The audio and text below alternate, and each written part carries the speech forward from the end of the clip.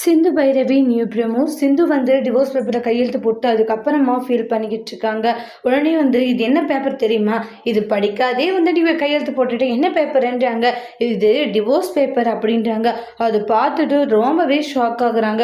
Divorce பேப்பரா, நீ இப்போ வேற எதுன்னு சொன்ன, சும்மா உங்ககிட்ட போய் சொன்னேன், ஆனால் இந்த அளவுக்கு முட்டாளாக இருக்கே சிந்துன்றாங்க.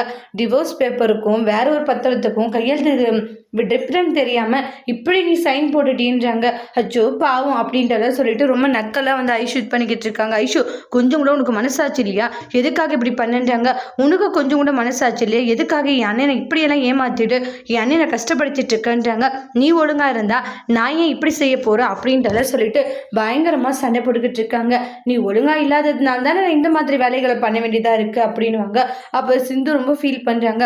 இங்க பாரு, தயவு செஞ்சு நீ வாழ்க்கை அழிச்சிடாது, ஏன்னா எனக்கு டாக்டர் வேணும்ன்றாங்க. அவர் இல்லாத ஒரு லைஃபை என்னால் நினைச்சு கூட பார்க்க முடியல. ஆனால் நீ இப்போ என்னடா இப்படி எல்லாம் பேசிட்டு இருக்க, அப்படி மட்டும் பண்ணிடாத அப்படின்றாங்க. இங்க பாரு சிந்து, நீ என்ன நினைச்சாலும் அதை நடக்க போறதில்ல, சரியா? என் அண்ணனை விட்டு நீ பிரிஞ்சுதான் அவனோட டிவோர்ஸ் பேப்பர்ல சைன் போட்டுட்டேன்றாங்க. சிந்து ரொம்ப ஃபீல் ஆகுறாங்க. அதோட இந்த ப்ரெமோவை முடிச்சிருக்காங்க. தேங்க்யூ.